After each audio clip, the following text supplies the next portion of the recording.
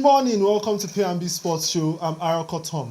Today we're diving deep into Manchester United's transfer window shake-up, Rashford's unexpected exit to Barcelona, and we wrap up with Nigeria's performance at CHAN 2025.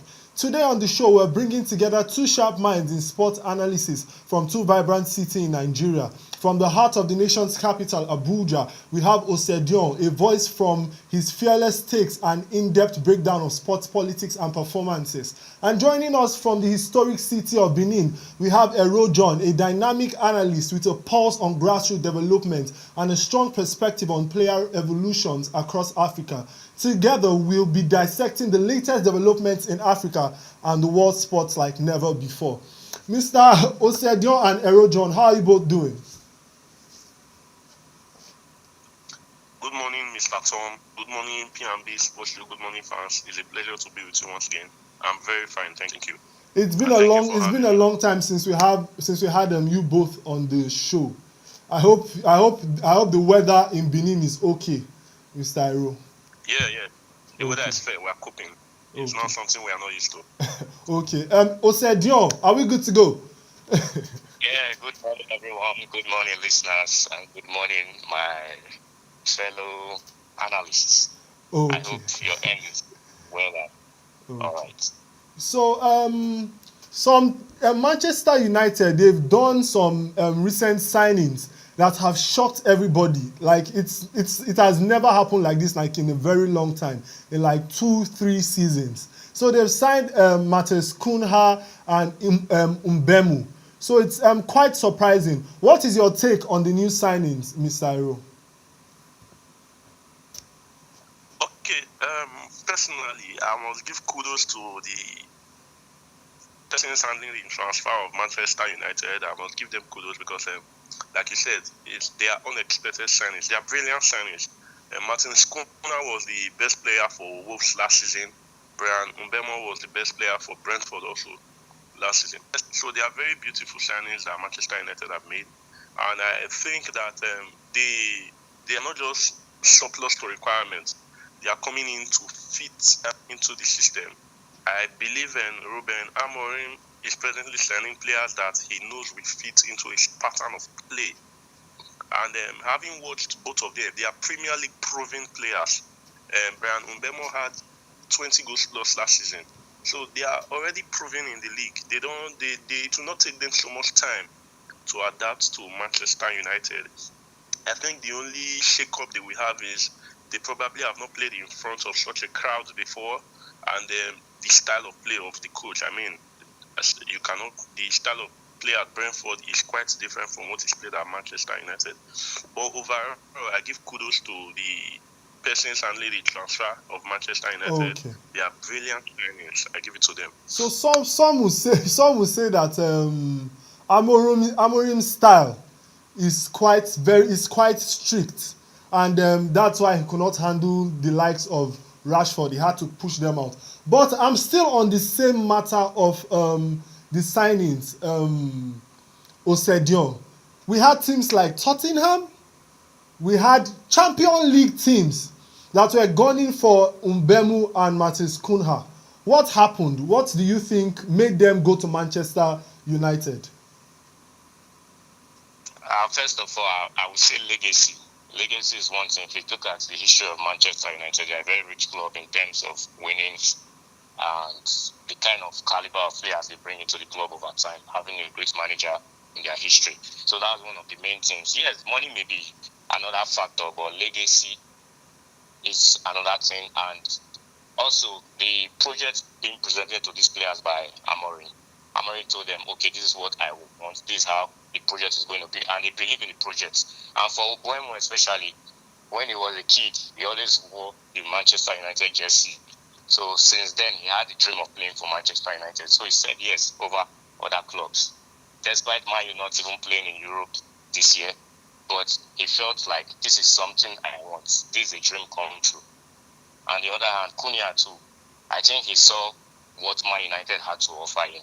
Yeah, despite the last season failure they had, but he felt like this season is going to be very perfect for him. So to me, it's a good upgrade for them because Manchester United are not a small club. Yes, in recent time they have not been doing very well, but I think this is a great step up for both players. Talking about legacy, because people are saying that it's the legacy of Manchester United from the time when they had the likes of Rooney and some very very strong players. That is why when these players were little, that they watched these players, they wanted to be like these players. So being on that stage, that is going to make them fulfill their lifelong dream. Is that your thought, Mr. Erojon, or is it all about money? Well, I don't think it's all about money. I will agree with my colleague, Mr. Usedion. Manchester United is a traditional club. It's a legacy club. There are clubs that are heritage clubs. You see, most of the time when teams like Manchester United, teams like Real Madrid, Barcelona, when they sign players, you hear these players say, it has always been a dream to play for this club. It has always been my dream. United. While I was a kid, I watched Real Madrid. I can remember vividly that before Antonio Rudiger moved to Real Madrid, from Chelsea, the club offered him mouth-watering offers, but he insisted on moving. And when he got to Real Madrid, he said it has always been a dream from when he was a kid to play for Real Madrid. And when they came calling, at that time, he was Chelsea's best defender. But he had no choice than to move. So Manchester United is a heritage club. Imagine somebody like Matis Kuna, who was playing for Wolves, and Manchester United comes calling. I mean, even if they finish 16th or 15th in the league the previous season, he will want to go. It is a dream come true for him. And then the money is also a factor. Manchester United is known for paying huge wages. They can sign you for £10 million and they will be paying you £250 a week. So the money will also play a contributing factor. But I believe it is largely influenced by the fact that the club is a legacy club and it's a heritage club. Thank you. Okay. Another thing. How do you view Manchester United? How do you see their image in the world of football right now? Because it still baffles some people that teams like Tottenham and Arsenal wanted these players, but they decided to move to Manchester United. What is your take on that, Ero? Okay. The truth remains that there is a saying that once a general is always a general. Once a soldier is always a soldier. In football? Manchester United. I'm coming there. I'm going to link it up. Manchester United may not be their best at the moment, but it doesn't take away the fact that they are still a good club. Last season, they were not so much of a very brilliant team, but they got to the final of the Europa League. That's to show you that's the point. They were not playing so well, but they got to the final only to lose to Tottenham. You see, Manchester United, I'm not a Manchester United fan, but it doesn't stop me from saying the truth. This is a rebuilding process for them. Every club, the stage that Manchester United is in now, every club has been there. Some other clubs will still come there. Do you understand? Every club has been there. Chelsea was once there. Liverpool was once there. Arsenal itself, some years ago, they were once there. So I see it as a rebuilding process. I see it as a process, and I believe it is even one of the reasons these players are coming to the team, because when the project is explained to them, they also want to be part of that rebuilding process. They also want to be part of the remaking process. And I bet you in 2-3 seasons from now, Manchester United will go back to the top form it used to be in. Even with the fact that they are not doing so well for the past few seasons. Go and check FIFA rankings. They don't go so much below the belt. It shows a lot about the team. They still have the sparkle, they still have the flair at some point. They just need to connect the dot. Let me move to Osedion. Osedion, since Ruben Amorim came in, we've seen a different tactical play altogether from Manchester United. We've seen the way he has handled players. He has been a no-nonsense man when it comes to players, and we can see it in the case of Rashford. But do you think Ruben Amorim had influence on this player's signing? Or some will say he brought in players that he knows he can control. Is that your take? don't feel so. I don't feel so. You know, when you come into a club as a manager, the first thing you do is to assess everyone, assess the facilities and all that, and you must get to meet the players one-on-one, know who those who are ready to play, their attitude and everything. So when you discover some kind of differences in terms of their behavior, you actually put it to them. And if they continue like that, you as the manager, you are like the king in that team, you are the leader. So you have to make sure you have the right players with the right mindset to play for you. Okay. So we've seen the case of Mourinho. So this is not the first time it's happening. We've seen what Mourinho has done before. So it's not like Amorim is the first coach to come and do it. Okay. So I don't feel I'm about sorry to cut you short. Do you think that this would have happened 2 to 3 years ago? Do you think that these players would have come in like 2 to 3 years ago if they were the standard that they are right now? I don't think so. I don't think they would have come in 2 to 3 years ago, because if you look at the managers they had before, they didn't have that proper direction of what they wanted at the club. But Amorim came in straightforward and said, this is what I want. This is how I want my team to play. And you can see the difference already. You can see the way Man United have progressed between 2 to 3 years and now. You've seen how they are able to play well, even despite not signing enough players like key players last season. You can see what they have done with even the crop of players. Despite him disciplining some of the very good players, they still went on to the final. That tells you what a good manager can do. Okay. Hero, I think we were having a discussion some time ago, and we were just talking about Ruben Amorim and his tactics and the way he handles his players. But what is your take? How do you think this season is going to look like for Manchester United? Noting that they spend over 200 million euros this season already. What are the expectations as a fan and as an analyst? Okay. I expect Manchester United to do much more better than they did the previous season. The reason is because I think right now Ruben Amorim has signed some players that can fit into his pattern perfectly. If you watch their games, the pattern he plays, you need players that have a high level of work rate. You need players, and Brian Mbeumo is in fact, he's a machine. If you watch him very well at Brentford, Kuna is the same thing. Their work rate is massive. So you need players that have a high level of work rate, because he plays the 3-4-3, and that formation, if you are familiar with it, you need players that have energy, players that can run the field throughout 90 minutes. And I think he is signing players just like that. If Manchester United happens to complete the transfer of Baleba from Brighton, I give it to them. They will contend for the top 4 this season. I can guarantee you that. Because, like I said, all that is missing in the team right now are players that have a huge level of work rate, which the formation requires. And he has gotten that in Brian Mbeumo and Martin Skuna. The addition of Baleba will be a complete deal off. Yeah. So I expect them to do much more better this season. And having started the tactics with them last season, pre-season training, I believe the players are gradually blending into the tactics and the style of play of the coach. Yeah, that's my take. Osedion, you've listened to his take. You've listened to Ero's take. What is your own take? Do you have the same opinion? Yeah, actually I do. They cried last season that they didn't have a good striker. Now they have one. So let's see what they can do.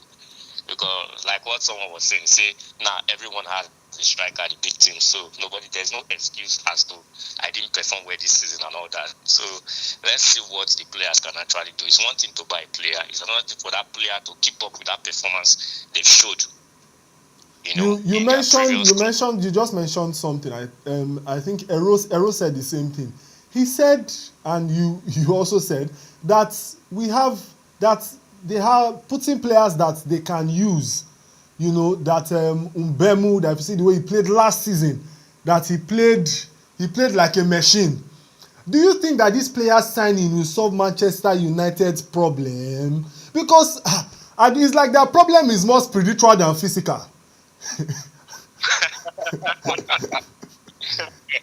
Well, I believe they may not solve everything, but at least they may improve their performances from last season. But I don't know if they'll be like a title contender or they move on to win titles in the next year. Ero But it's possible. said top four. Ero said top four. Do you think they are going to end up top four? Top four is it's possible. Though you have other teams there, but it's possible. It's possible. And they may even surprise anyone. They could like finish second or something or win the league. But I know top four is sure for them. That's it. Okay. We had clubs like Arsenal, Tottenham that were gunning for players like Mbemo. What are your expectations from Arsenal as a club? I think in order for Arsenal to attract some of these key players, yes, I know they'll be doing a good job this season, but sometimes you just have to like pay that. Maybe you have to go high with the money, like see how much money I got for this kind of players. But they played well last season. They were okay last season. They played well last season. So do you think they actually need to spend that? Do you think they need to spend the money that Manchester United has pushed into these signings? I'm not necessarily spending so much, but at least you need to bring in players. It must not be expensive. Know what? Academy players, uncle. But we all know that you can't use academy players for a long time. Even excepting in clubs like Barcelona that can actually do that because they have like the best academy. So, but for English clubs, we don't do that. You need experienced players to help you. I had a conversation with Abel. I want to throw this question to you, Ero. Do you think that the players that are in the English Premier League on the English side versus the European side, that they have that there's more marketing of players on the English side, and that's why when players on the in the European side, when they get there, they can't fare well? Because my own opinion is that players on the English side, that they are well marketed, but not on the European side. What is your take on that? I think I support you. When it comes to marketing, I think on the English side they are very good at it. They are very, very good at it. They are masters when it comes because some will say the likes of Rashford for instance, that Rashford had this. Some people say he's not worth the hype. That's what some people will say. But when he was in Aston Villa on loan, he actually proved to be worth some hype. Well, now he's in Barcelona. What do you think about Rashford's loan to Barcelona, Eru? Considering the pattern of play that Hansi Flick plays in Barcelona, I can promise you for a fact that Rashford will do so well. If you watch him in the preseason, you will already know that he will do so well. The reason is this: the pattern played at Barcelona. That is why I always say something.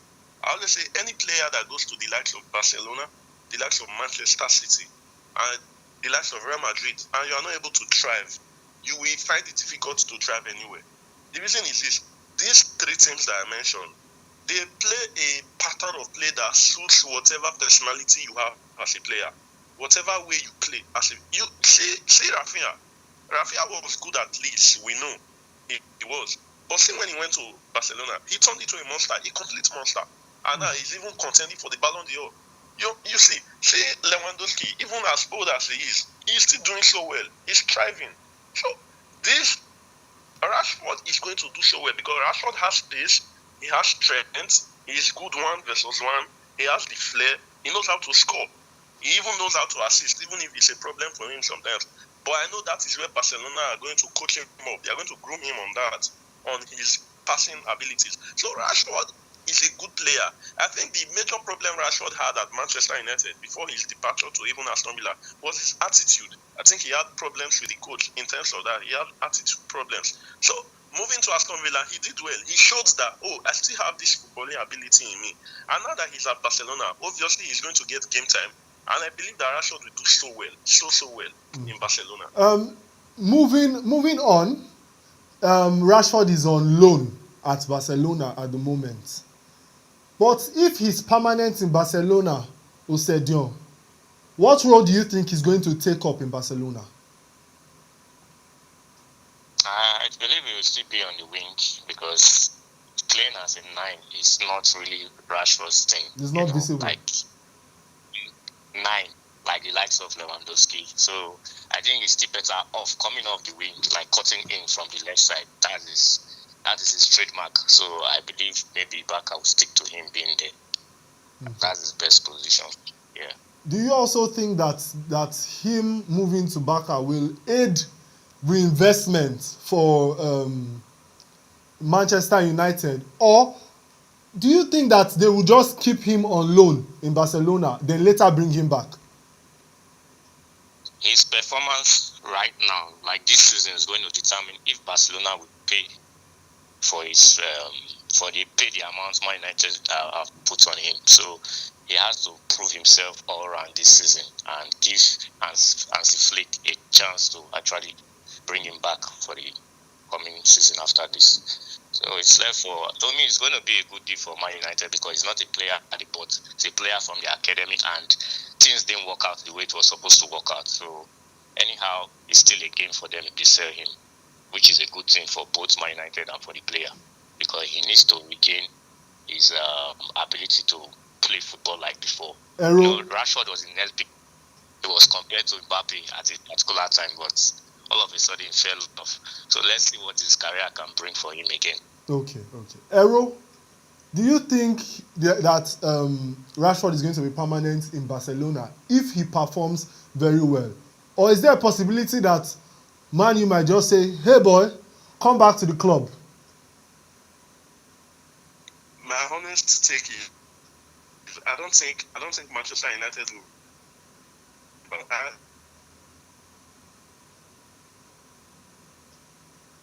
Ero, are you there?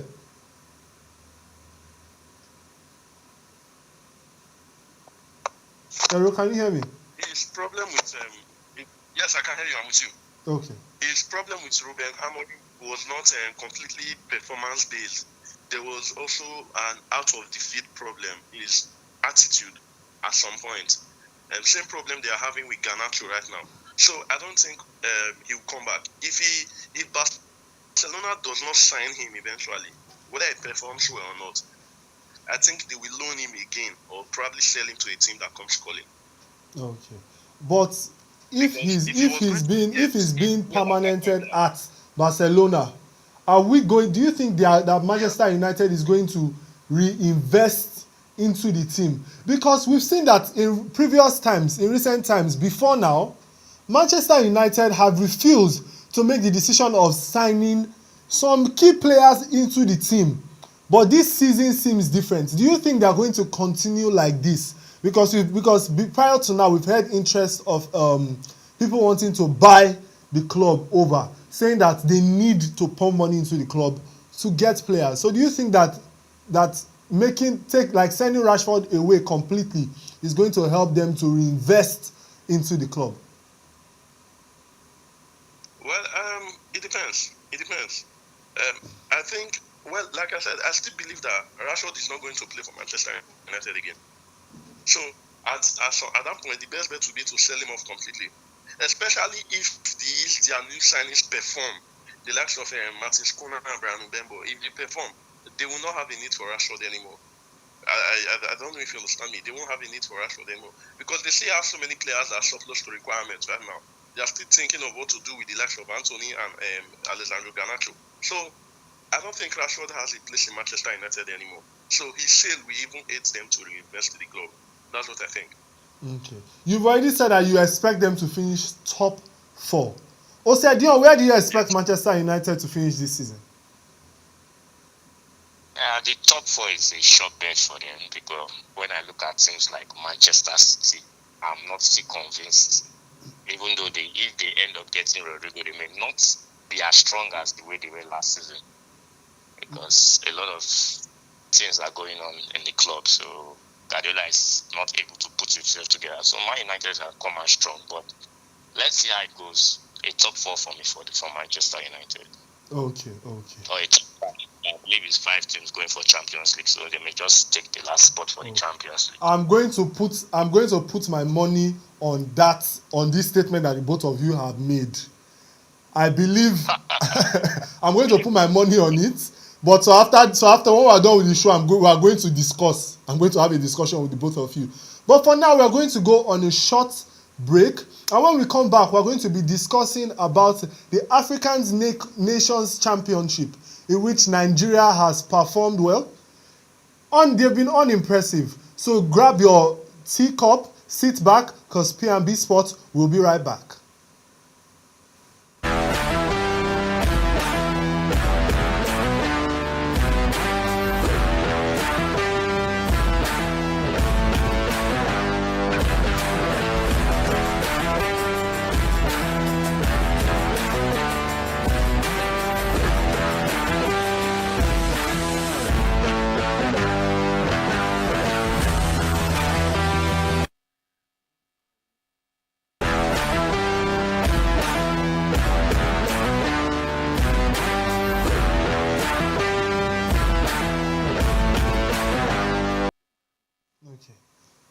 So welcome back to P&B Sports. It's still your host, Aroko Tom. And I still have my guests with me, Ero, John, and Osedion. Amazing sports analysts that have given us depth intel on their opinions today. But we'll be moving on to the African Nations Championship, in which Nigeria have had back-to-back losses. It has been a titanic loss, from losing to Sudan, from losing to Senegal 1-0, and now losing to Sudan 4-0. Let me start with you, Osedion. What is your take on their losses, Abeg? Is it a matter of preparation, or is it that we don't just have the talent in our home base? First of all, I was like, okay, we lost 1-0 to defending champion Senegal. Then all of a sudden, I thought Rwanda was like, okay, come back for us.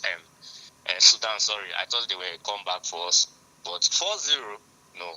I think the coach here is to blame, because you have about 7 Remo Star players in that team, and you normally use a 3-5-2 formation or thereabout. Yeah, a 3-5-2 formation. But he decided to deploy a 4-4-2 and playing players out of position in that first game. So it's really made the whole team disjointed, and they were not able to perform well. You could see the errors from defenders and all that. But I didn't really follow up with the second game, so I don't know whether I still use the same formation. But so far, this is really poor. Thank God you didn't follow up, because it was catastrophic. Yeah. I know I've been to a lot of competition, but this is disgraceful. First 2 games, you are losing them, and the second, a 0-4-0 defeat. Like, no, it's not possible. This is really sad. Like, Ero. I think we have to do. Okay, Ero, we have 7 Remo Star players on our home base team, on our Super Eagles B team, and during the last African Cup of Nations, South Africa had 7 players on the same team. Do you think that is what Nigeria was trying to copy? And if it's what Nigeria was trying to copy, what went wrong in your own opinion? Okay. I don't think we were trying to copy that.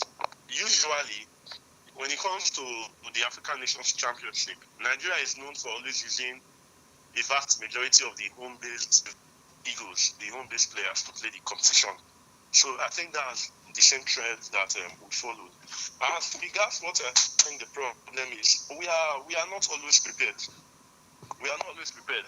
Like Mr. Osedion said, if you watch the first game, you will just know that we don't even know what we're doing on the pitch. And I blame that to the coach, like he said, for changing the formation and the tactical play. But yesterday's match against Sudan, I watched it. It was an asshole. I began to ask myself, where did they get this crop of players from? The likes of Ngige should never be seen playing on the national stage again. Because I think the problem is the fact that I still think that politics is still being deployed when player selection is made. Because there were some players on that pitch that don't deserve to be there. From what you saw them playing, the coach may be a problem. But the fact that you as a player, you cannot even trap the ball, you cannot make a complete pass. What exactly are you doing? Do you think that the coach was not given a free license to pick his team? Because maybe he just picked players from that he thought he can use. But I think I would throw this to Osedion. Osedion, Ero said something.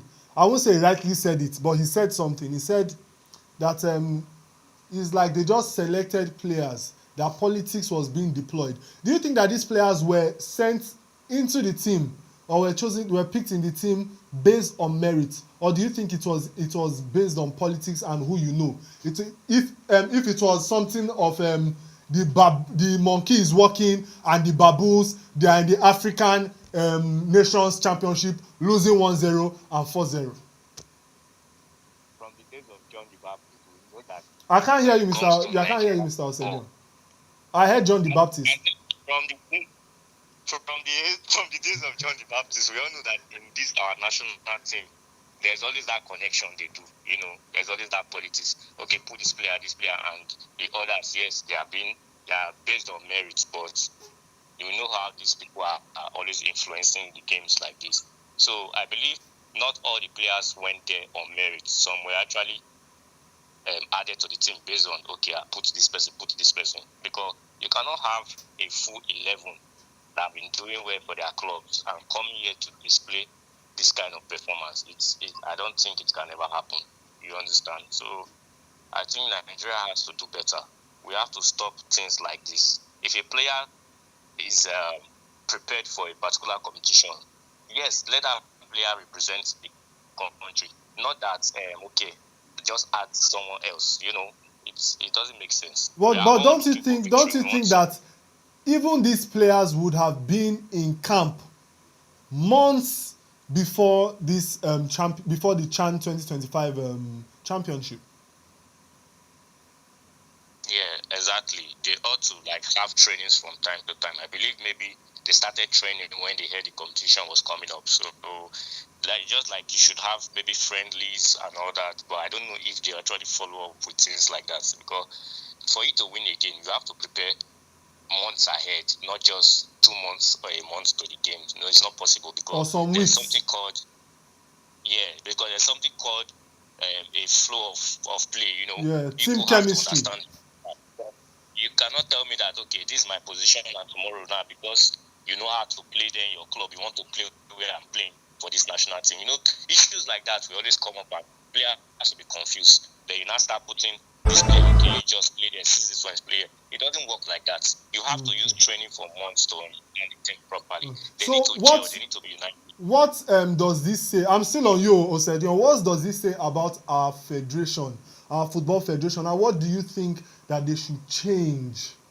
Because does it reflect? Just answer. What do you think that they should change when it comes to our international sports? Just because we're about to end the show, so just in 1 minute, just tell me what do you think that they should change. We need to change our mindsets. We should avoid interference. The federation should not interfere with what the national team is doing. The coach should be left to play his role. There should be no external force or influence or whatever of any kind. Yes, the NFF is there to oversee if there's any issue. Put this player, or you must do it like this. That's where the problem is. From choosing of the coach to choosing players to represent us. That's where the problem is coming from. Nigeria is a very great country. We have great players to represent us, but why do we always have issues? It comes to our Nations Cup, it comes to the World Cup, it comes to our under 17, under 20, and under 23. We're always having issues. Why? Every time. So I think what we should do, they need to set up a panel of men with wisdom, men with sensibility, men that know what sports is all about. Sports is not. you can't meddle politics with sports. It's not possible. The love of the game should be there. The flair of the game should be there. You understand? Yes, yes. These are Mr. the kind of Ero, things we- Ero, are you still with us? In 1 Yeah. minute, Yes. just tell us, does this performance reflect on the reality in the NPFL? And if so, what should be changed in our league? Okay. Does this performance reflect in our NPFL? I would say to an extent, yes. Although the league has had an improvement over time, we have seen things like Rainbow Stars and a few others. They've actually improved their games. They've actually done better. And but I think that largely this performance reflects on the NPFL. And what do I think should be changed? The league needs to be improved. They need to pump money into the league.